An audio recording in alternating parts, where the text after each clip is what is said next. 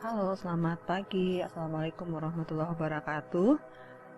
Ketemu kembali di mata kuliah manajemen biaya dan jadwal, pengendalian biaya dan jadwal untuk seluruh mahasiswa Teknik Lingkungan Universitas Andalas.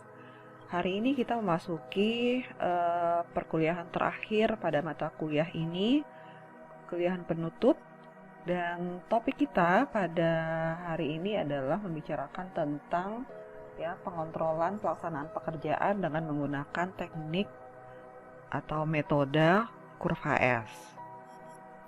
Nah, pada prinsipnya hampir sama dengan bahan perkuliahan kita minggu kemarin. Minggu kemarin kita membahas bagaimana penggunaan dari network planning itu kita gunakan mengontrol pelaksanaan pekerjaan.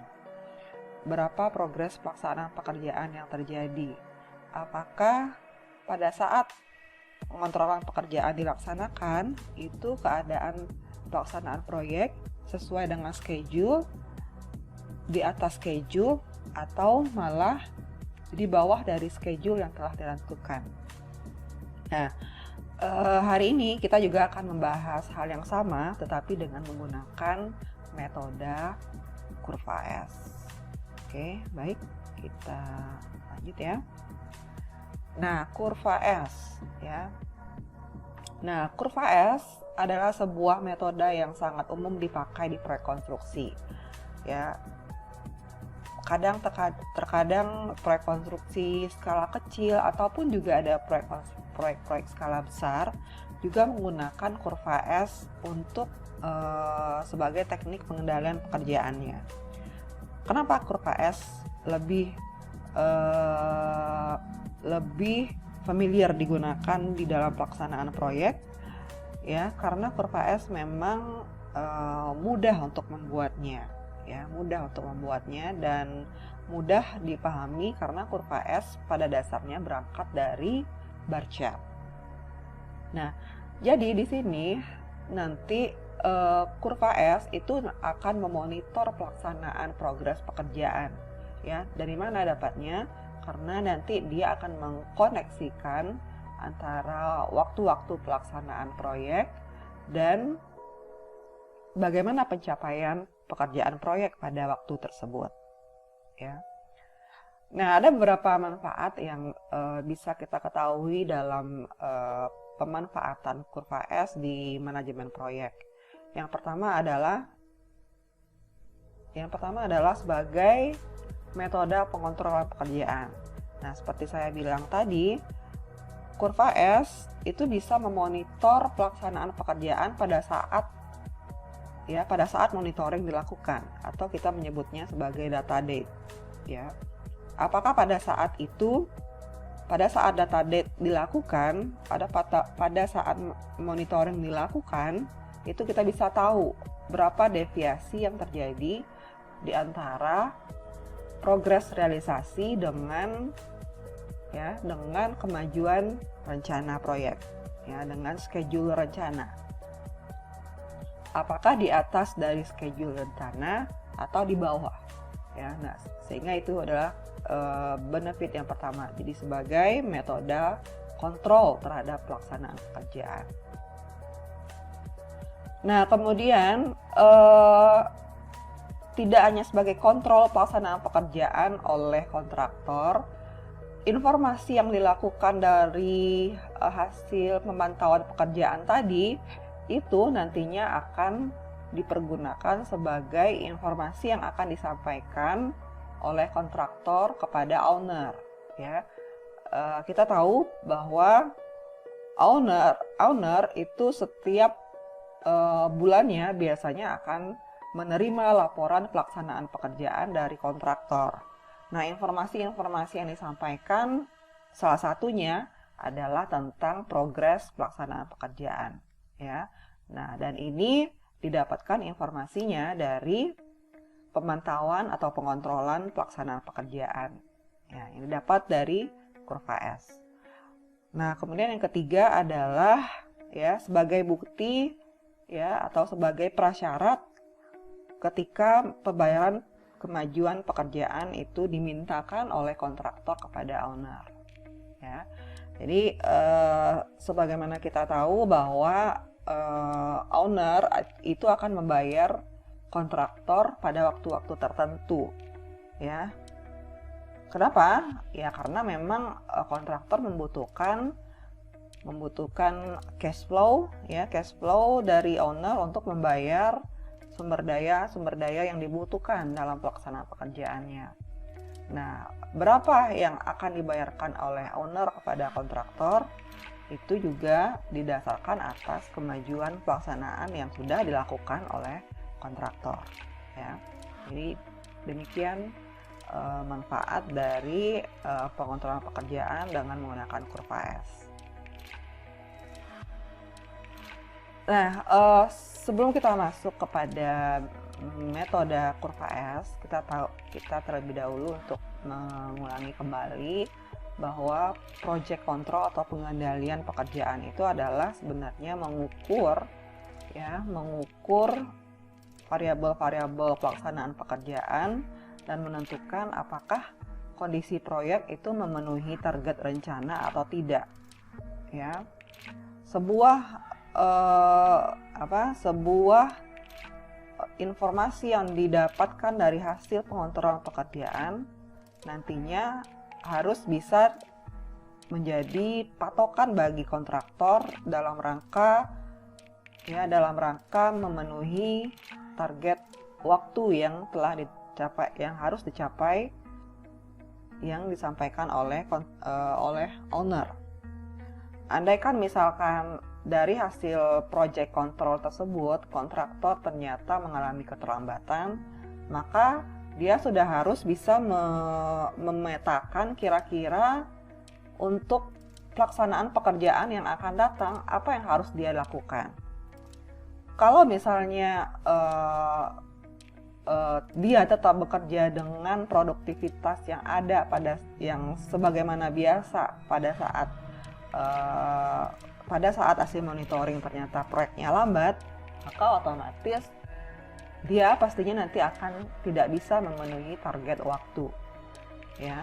Nah, sehingga dari hasil pengontrolan pekerjaan, kontraktor itu harus sudah bisa membuat keputusan terhadap apa yang harus dia lakukan dalam rangka memenuhi target waktu dari owner. Oke. Nah, ada beberapa macam metode yang digunakan untuk mengukur kemajuan pelaksanaan pekerjaan. Ya, yang pertama metode yang sangat sederhana yaitu metode unit complete. Ya, jadi metode ini biasanya dipakai untuk pekerjaan-pekerjaan yang melibatkan produksi berulang dan pekerjaan tersebut mudah untuk dilakukan pengukurannya. Jadi misalkan mau ada kabel, kemudian kabel tersebut akan dipasang. Jika awalnya kabel direncanakan sekitar 10.000 meter yang akan dipasang, maka ketika kabel tersebut telah dipasang sepanjang 4.000 meter, itu artinya progres pelaksanaan pekerjaannya telah selesai sebanyak 40%. Ya.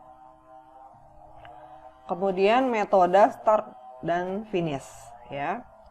Nah, metode ini digunakan untuk pekerjaan-pekerjaan di mana sukar untuk menghitung kemajuan atau memberi milestone pada masa pelaksanaan pekerjaan. Ya. Nah, contohnya adalah pekerjaan desain, ya, flashing and cleaning, testing. Ya, maka pekerjaan-pekerjaan yang sifatnya seperti ini susah kita menentukan milestone-nya, maka itu biasanya ditentukan dari metode start dan finish, ya. Ya, jadi apakah sudah selesai maka dia sudah 100%, apakah baru dimulai maka 0%, apakah sudah selesai sekitar 50% dari pekerjaan desain, maka itu disebut sebagai metode start and finish. Oke, kemudian ini yang ketiga, metode weighted or equivalent units, ya. Metode ini bisa digunakan ketika pekerjaan yang akan dikendalikan membutuhkan waktu yang lama dan pekerjaan tersebut tersusun dari beberapa pekerjaan yang overlapping dan mempunyai unit pengukuran yang berbeda-beda. Nah, seperti di pekerjaan gedung, ya. Contohnya yang paling mengemuka adalah pekerjaan gedung, di mana pekerjaan gedung melibatkan pekerjaan-pekerjaan dengan unit of measure yang berbeda-beda.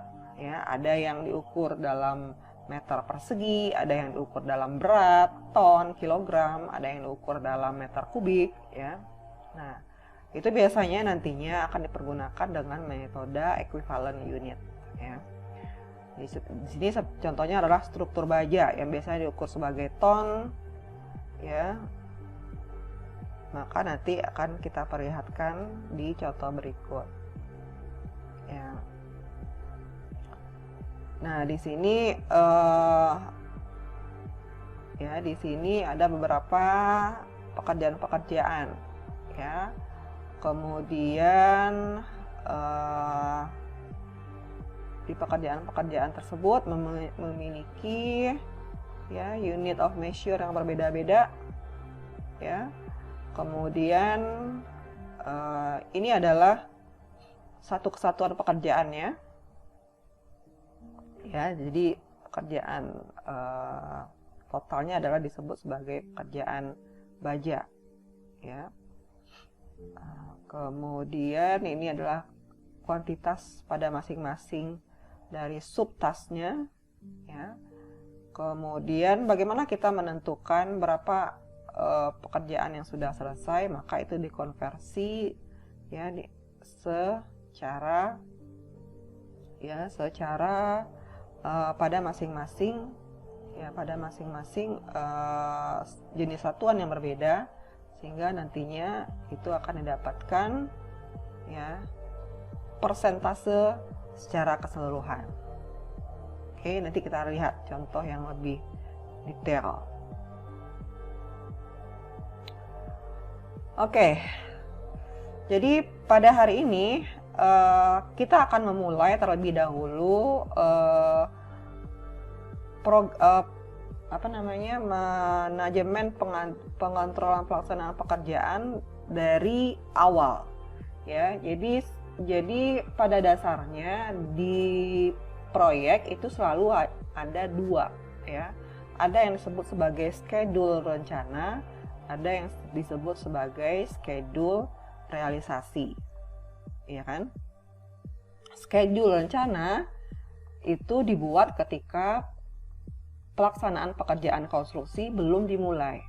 Sedangkan schedule realisasi itu dibuat ketika pekerjaan proyek sudah terlaksana dan digunakan untuk mengontrol pelaksanaan pekerjaan dengan membandingkan antara informasi apa yang didapat di lapangan dibandingkan dengan schedule rencana. Nah, sekarang kita akan memulai langkah-langkah pembuatan kurva S rencana, ya. Sekarang kita punya informasi beberapa aktivitas A, B, C, D, E, F, G, ya, dimana pada setiap aktivitas itu kita juga sudah tahu predecessor masing-masing, ya, kemudian durasi dari masing-masing, kemudian juga cost dari masing-masingnya. Oh ya, saya perlu informasikan sedikit, ini ada kesalahan sepertinya, ya. Di sini aktivitas F itu harusnya predecessornya adalah D dan E saja, ya. D dan E saja. Oke. Setelah informasi ini kita dapatkan, maka tugas kita adalah membuat bar chart, ya. Membuat bar chart berdasarkan early start time dan early finish time, ya. Nah, tentunya sebelum kita buatkan bar chart, kita perlu juga membuat network planningnya, ya, karena dasar dari bar chart itu dibuat itu dari network planningnya terlebih dahulu. Maka kita buatkan network planning. Nah, seperti ini. Ya, ini adalah network planningnya, Anda bisa cek lagi. Oke. Nah, di sini kita sudah lakukan hitung maju dan hitung mundur. Ya, dimana proyek ini durasinya adalah 10. Tadi durasinya udah minggu apa hari ya? Minggu ya. 10 minggu, kemudian jalur kritisnya itu adalah A, B, C, E, F, G. Jadi jalur kritisnya kecuali D. Oke. Kemudian dari informasi network planning ini nantinya kita akan membuatkan bar chart, ya, bar chart dari setiap aktivitas. Artinya di sini kita sudah tahu bahwa karena A, B, C, E, F, G itu adalah pekerjaan kritis, maka otomatis kita memakai, ya, dia tidak punya lag time, ya, yang hanya lag time atau float, yang hanya punya float adalah D yang bisa digeser-geser, ya. Nah, sehingga dari informasi ini, di mana pekerjaan A itu durasinya 1 hari, pekerjaan B durasinya 2 hari, pekerjaan C durasinya 2 hari, ya kan. Nah, pekerjaan A dimulai dari sekarang selama 1 hari, pekerjaan B dimulai hari kedua sampai dengan hari ketiga, pekerjaan C dimulai hari keempat dan hari kelima, ya, sehingga nanti kita bisa buatkan bar chart-nya. Oke. Nah, ini adalah bar chart pada setiap aktivitas, ini durasi, kemudian ini bar chart-nya. Oke. Nah, ini bar chart-nya. Dimana tadi yang D, yang yang aktivitas kritis adalah A, B, C, E, F, G, ya. A, B, C, E, F, G. Sedangkan D itu dia punya slack time, ya. Dia bisa waktu paling awal dimulai pada hari kedua, waktu paling akhir selesai pada hari ke-7 kalau nggak salah tadi, ya. Bisa dicek lagi. Maka di sini saya taruh dia dimulai di hari kelima, ya, dimulai dari hari kelima.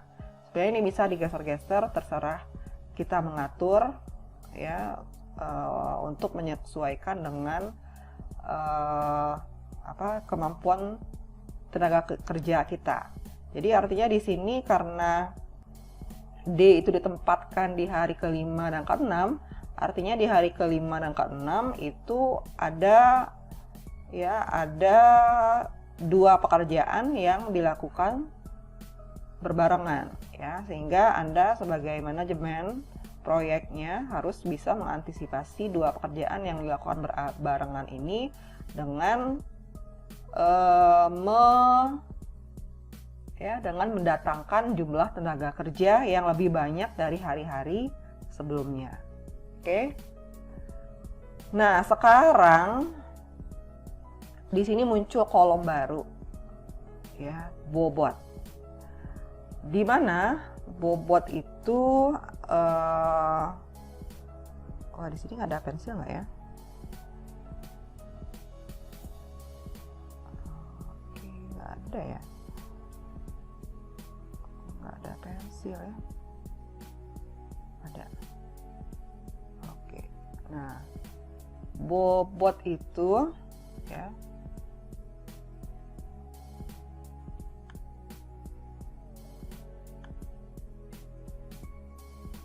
bobot itu dapatnya dari mana? Bobot itu artinya menandakan persentase dari setiap kegiatan terhadap dibandingkan dengan proyek secara keseluruhan. Nah, karena setiap aktivitas tersebut memiliki memiliki unit of measure yang berbeda-beda, ya. Misalkan A ini meter persegi, B ini meter kubik, C ini dalam kilogram. Sehingga kita ketika membandingkan bobot setiap aktivitas terhadap semua pelaksanaan pekerjaan, itu kita akan mengalami kesusahan. Karena apa? Karena unit of measure dari setiap aktivitas itu berbeda-beda. Nah, dengan demikian caranya supaya unit of measure, supaya pengukuran pengukuran bobot pekerjaan tersebut bisa kita lakukan, maka satu-satunya cara adalah dengan mengkonversinya menjadi ke jumlah uangnya, ya, ke jumlah uangnya. Kita buka slide sebelumnya. Oke, di mana tadi kita juga sudah punya data ini kan? Ya, data ini, data biaya pelaksanaan pekerjaan. Ya. Di mana biaya pelaksanaan pekerjaan ini menandakan bobot dari setiap kegiatan dibandingkan terhadap kegiatan tersebut secara keseluruhan. Oke. Nah, sehingga di sini ketika kita mau mencari bobot aktivitas A, maka kita harus membandingkan biaya pekerjaan A dibandingkan dengan biaya total. Di sini biaya totalnya adalah sekitar berapa ini? 60 1 2 3 4 5. Berarti 60 juta, ya. 60 juta. A itu 5 juta. Oke, maka bobot itu adalah, ya, biaya kegiatan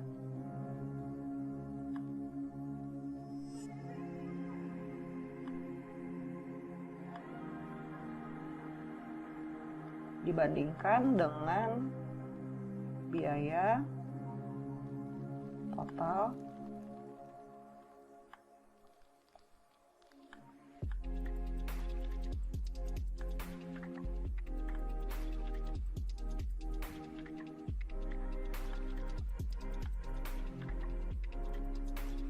ya, kemudian dikali dengan 100%.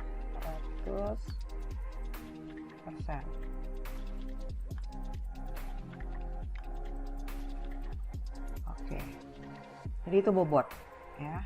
Jadi biaya setiap kegiatan dibandingkan dengan biaya total dikali 100%, sehingga kita bisa dapatkan bobot aktivitas A itu 8,3%, bobot aktivitas B, C, D, E, F itu 16,7% dan G itu 8,3%.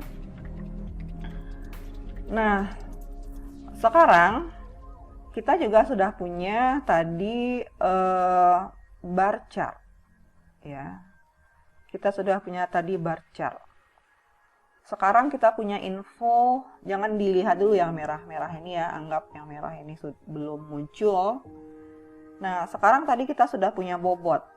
Artinya setiap bobot pekerjaan itu harus bisa dilaksanakan pada durasi yang tersedia. Ya. Jadi artinya 8,3% ini bobot pekerjaan A itu harus dilaksanakan ya selama 1 hari. Karena apa? Karena pekerjaan A hanya memiliki waktu selama 1 hari. Sedangkan B itu bobot pekerjaannya adalah 16,7%. Kemudian dia memiliki waktu tersedia sebanyak 2 hari. Maka yang 16,7% ini harus dilaksanakan selama 2 hari. Nah, berapa jumlah bobot yang bisa dilakukan setiap harinya? Maka itu tergantung dari ketersediaan sumber daya kita atau bagaimana kita mengaturnya. Apakah kita mau mengaturnya dengan jumlah yang sama setiap harinya, ya, sehingga yang 16,7 ini menjadi 8,35, ya, dan 8,35 pada hari kedua, atau kita mau mengaturnya hari pertama itu cukup 6,7, hari kedua baru 10, itu juga bisa, ya. Artinya apa? Artinya ketika kita membuatkan bobot satu hari itu lebih kecil dari bobot pada hari kedua, maka artinya jumlah tenaga kerja yang digunakan juga akan lebih sedikit dibandingkan jumlah tenaga kerja pada hari kedua. Nah, makanya karena bobot itu nantinya dimanifestasikan dalam bentuk jumlah ketersediaan atau jumlah tenaga kerja yang dibutuhkan, ya, di mana pengaturan penggunaan jumlah tenaga kerja itu lebih baik kita asumsikan penggunaannya teratur setiap hari dengan jumlah yang sama, makanya bobot pekerjaan itu juga lebih baik dibuatkan dalam jumlah yang sama pada setiap harinya atau dengan jumlah yang hampir relatif sama, ya. Sehingga kita juga tidak perlu pada hari ini kita mengurangi jumlah tenaga kerja. Besok kita tambah jumlah tenaga kerja. Kemudian besok lagi dikurang lagi. Nah, supaya hampir rata penggunaan jumlah tenaga kerja, kita juga menyusun bar chart-nya dengan menyamakan bobot pada setiap hari untuk sebuah kegiatan. Oke, sehingga kita dapatkan bobot setiap harinya untuk waktu yang tersedia. Sekarang, setelah itu tugas kita lagi adalah kita sudah tahu bobot setiap waktu untuk setiap kegiatan. Maka tugas kita berikutnya adalah membuat bobot per minggu. Ya, membuat bobot per minggu. Jadi minggu pertama di sini cuma ada kegiatan A, maka bobot minggu pertama adalah 8,3. Kemudian, ya,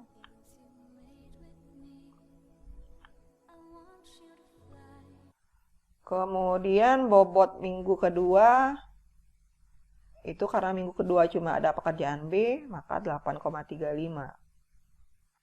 Sini demikian juga bobot minggu ketiga cuma ada pekerjaan B, maka bobotnya 8,35. Kemudian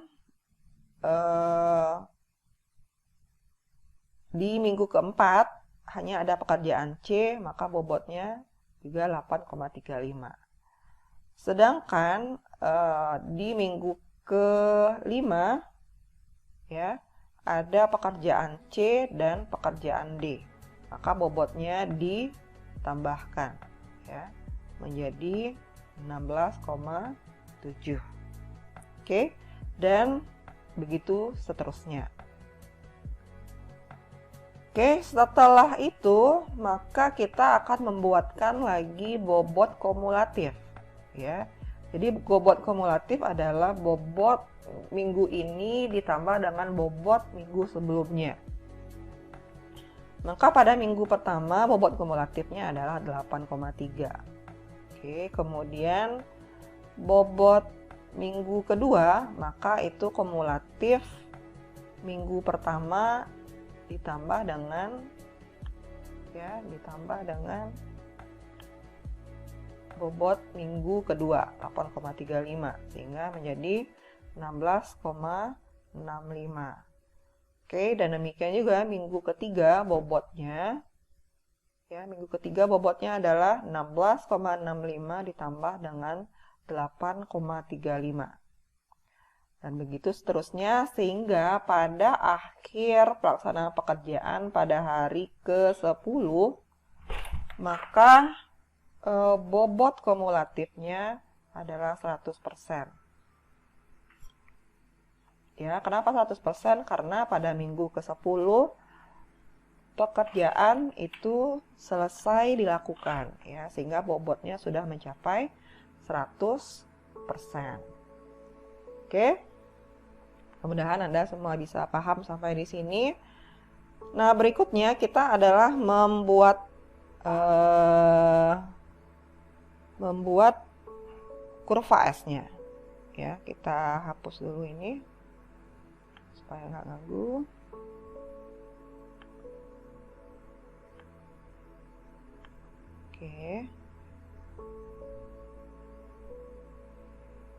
Oke, kemudian kita ambil lagi pena. Nah, sekarang kurva S itu adalah cerminan dari, ya, kurva S itu sebenarnya adalah cerminan dari bagaimana kita melihat progres pelaksanaan pekerjaan dibandingkan dengan waktu. Ya, jadi ini T. Nah, ini persentase pekerjaan. Salah ya. Ini persentase. Oke, jadi sumbu X-nya adalah waktu dan sumbu Y-nya adalah persentase pelaksanaan pekerjaan. Ya. Jadi pada waktu-waktu tertentu, misalkan pada saat ini, ya, pada saat ini bobotnya baru segini, maka kita petakan di titik ini. Kemudian pada saat ini, kemudian bobotnya sudah sampai segini. Sini. Ya. Kita petakan di sini. Oke.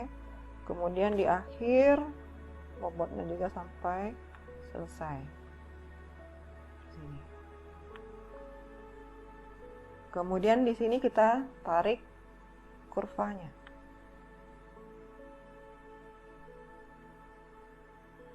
Ya, nah itu yang disebut sebagai kurva S, walaupun sebenarnya tidak persis amat menyerupai huruf S, ya, tapi dinamakan sebagai kurva S karena kecenderungan kurvanya berbentuk huruf S, di mana dia awalnya landai, kemudian di akhir nanti akan menukik tajam.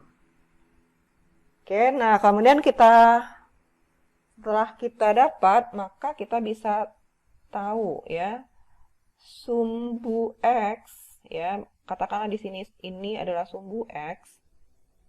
Oke. Ya, sini adalah sumbu X-nya, sini nolnya.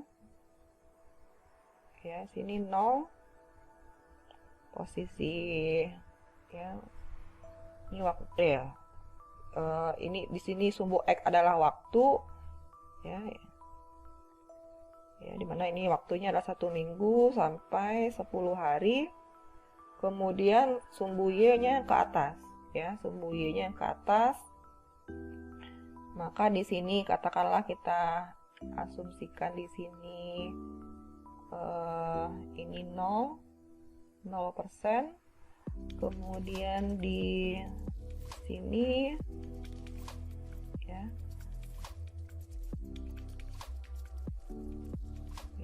di pekerjaan A ini katakanlah di sini 100-nya. Sebenarnya kalau Anda bikin di Microsoft Excel ini akan lebih mudah, ya. Kemudian kira-kira di sini 50%-nya. Nah.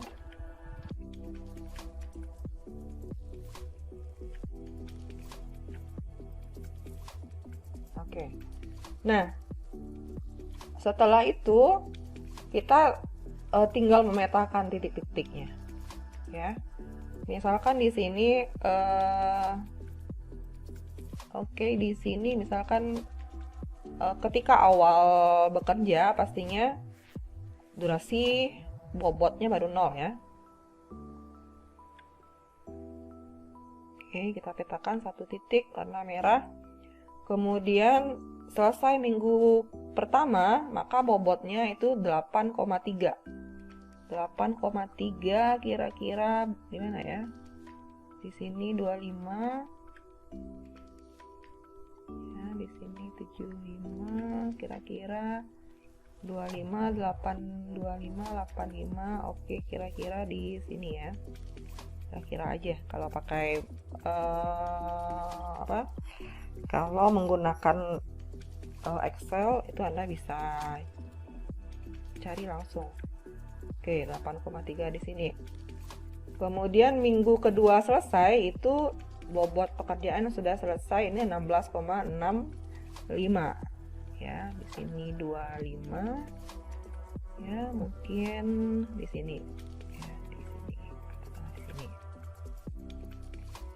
Kemudian pada minggu ketiga, selesai minggu ketiga, ini bobot rencananya adalah 25%, maka ya di sini. Oke, kemudian minggu keempat 33,5 ya, 33,5 di sini 25 ya, kira-kira 25, rentang 25 di sini, berarti kira-kira di sini aja 33 ya, di sini. Kemudian minggu ke 50,5 berarti di sini ya, 50 berarti dia di sini. Oke, kemudian minggu ke-6 66,7 ya, 66,7 di sini 75 ya, berarti kira-kira ada di sini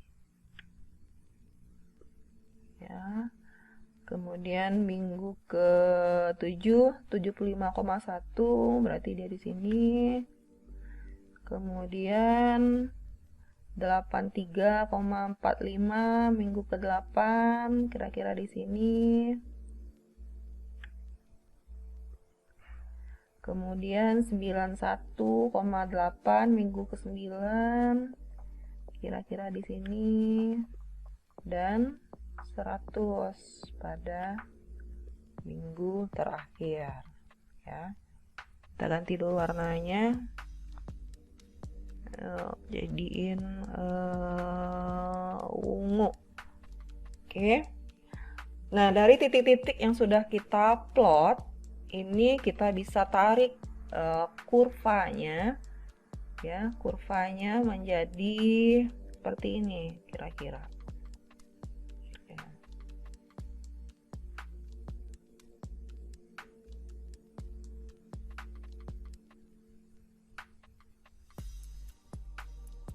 Ini kalau dilakukan dengan Excel dia akan mulus. Nah, ini disebut sebagai kurva S rencana ya.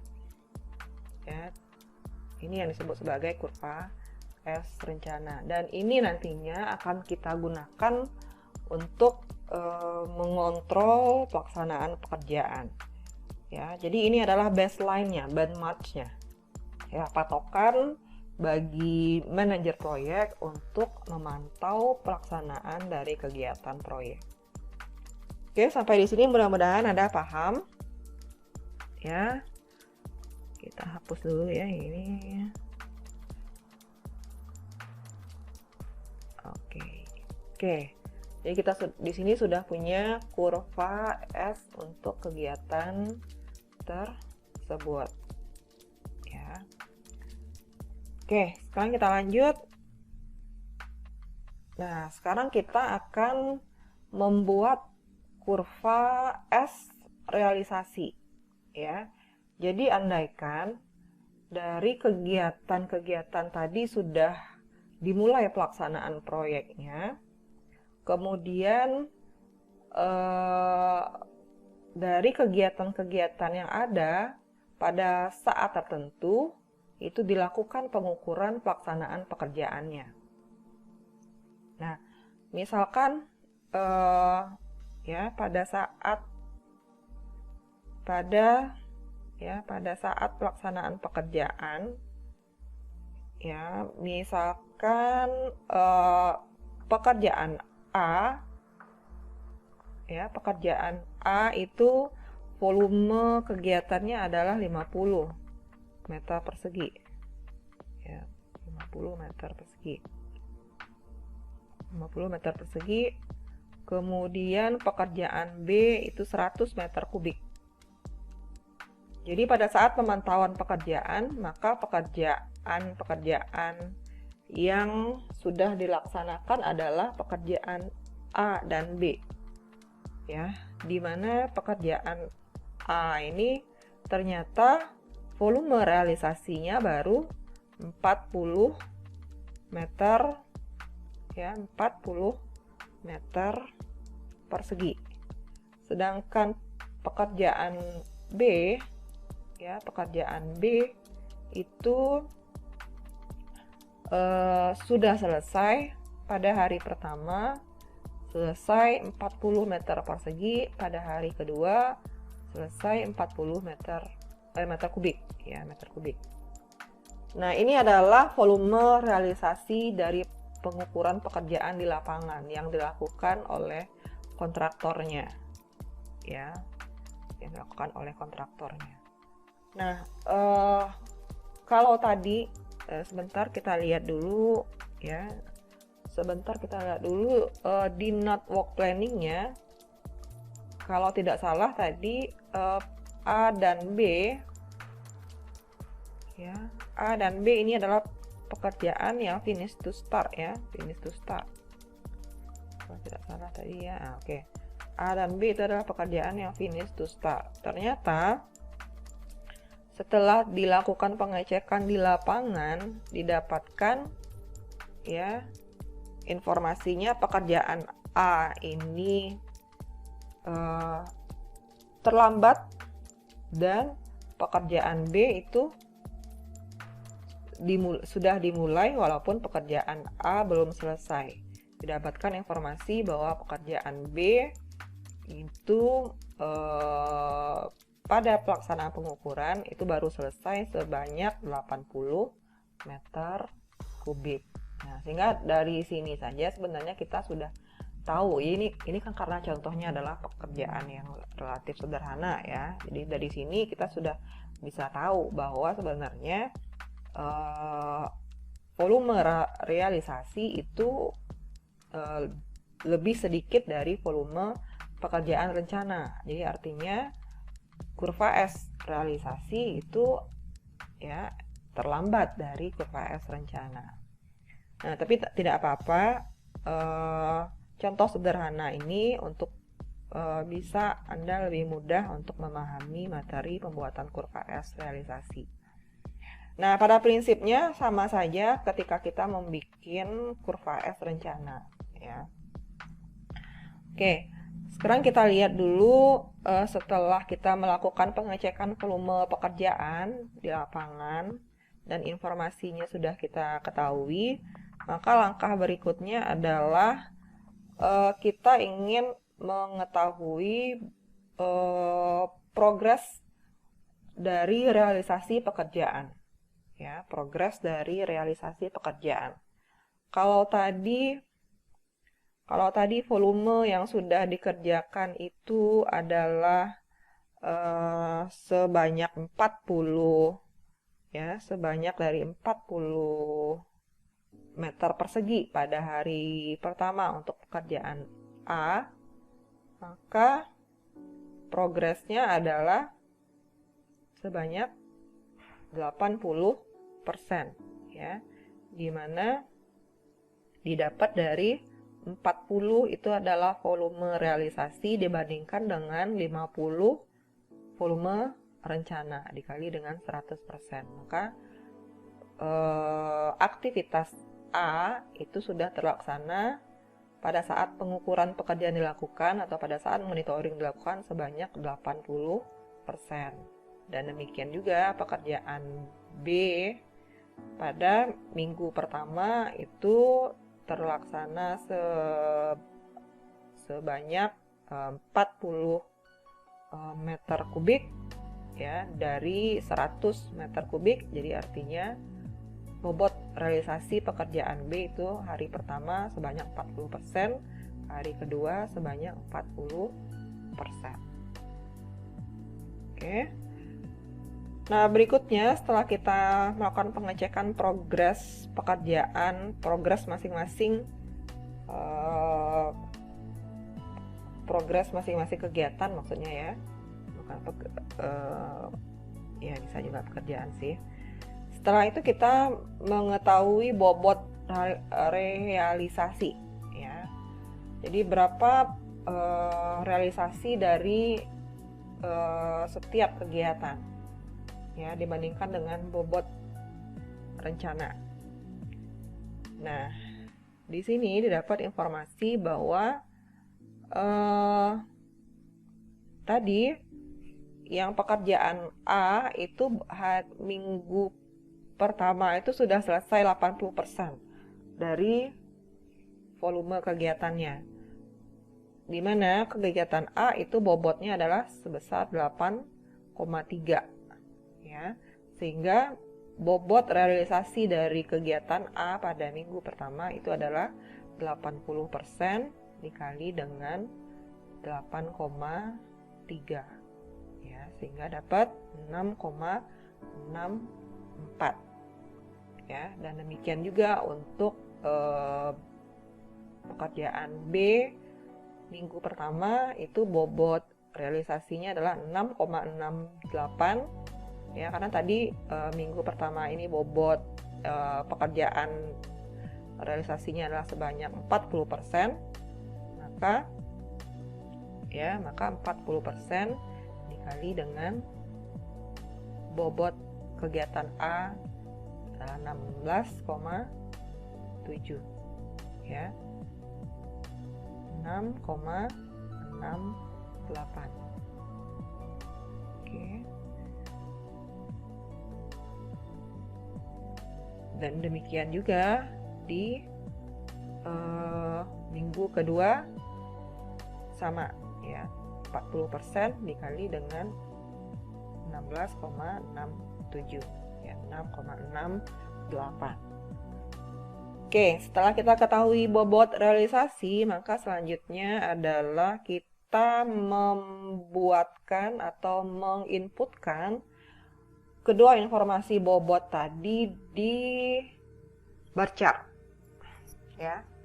Nah, sekarang kita karena hanya 2 pekerjaan yang dilakukan monitoring, maka kita di sini sekarang punya 2 informasi ya, dimana bar chart yang paling atas untuk setiap kegiatan ini merupakan bar chart rencana, sedangkan bar chart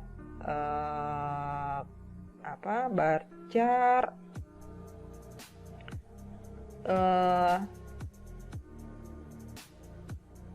bar chartnya B ya, yang di bawah ini adalah bar chart realisasi. Oke.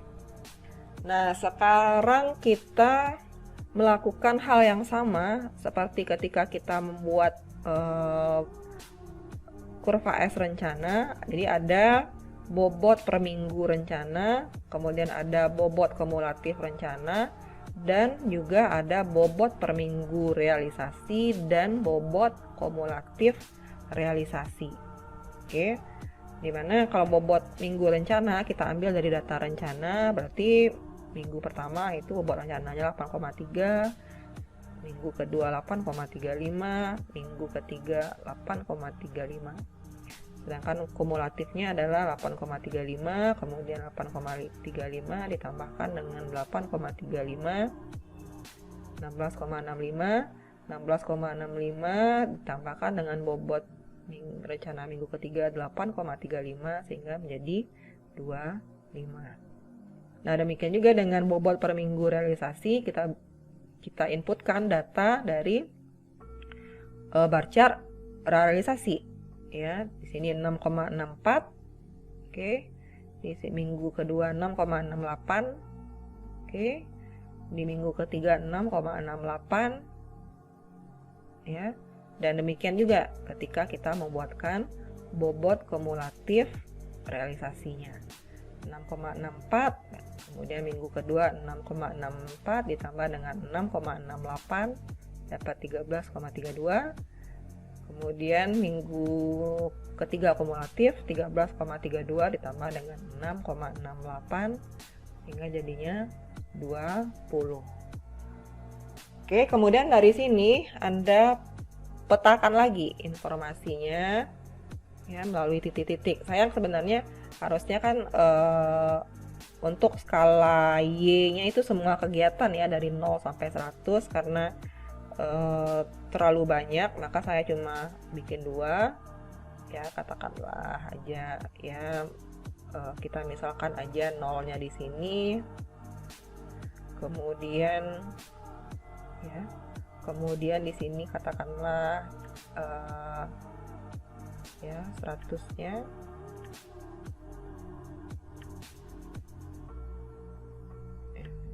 nol, berarti di sini 50 ya.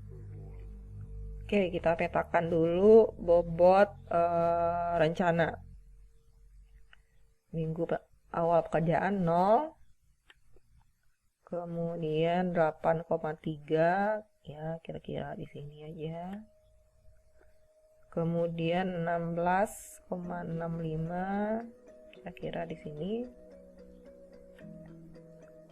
kemudian baru 25 kira-kira di sini ya. Oke, kita bikin kurva S-nya.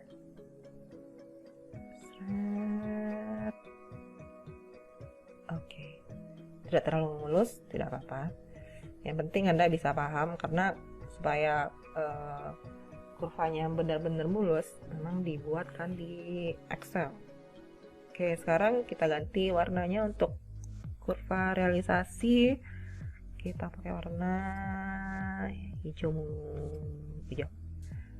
Oke, di sini 6,64 minggu pertama ya, 6,64. Tadi 8,3, berarti dia di bawah atas ini.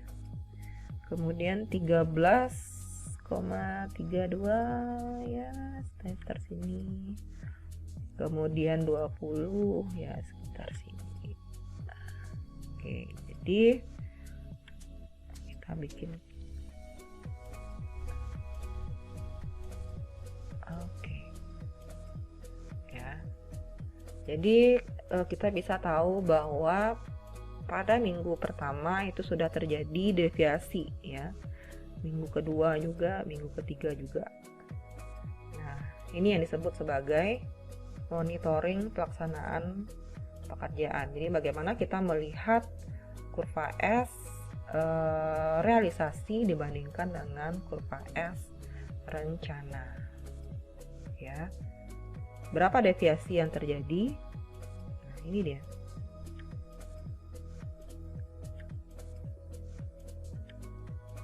Ya. Dari 25 dikurang dengan 20 sebesar 5%. Ya, jadi pada saat pengontrolan pekerjaan dilakukan, deviasi yang terjadi antara realisasi dengan rencana sebesar 5%.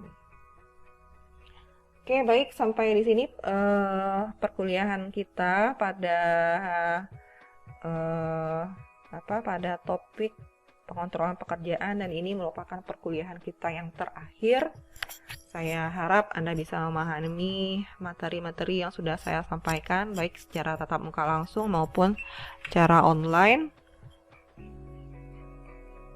Dan saya harap Anda bisa menempuh ujian nanti dengan baik ya, dan saya harapkan semuanya bisa mendapatkan nilai yang bagus, dan kita ketemu lagi pada mata kuliah yang lain. Oke, saya akhiri dengan mengucapkan alhamdulillahirabbil alamin. Assalamualaikum warahmatullahi wabarakatuh.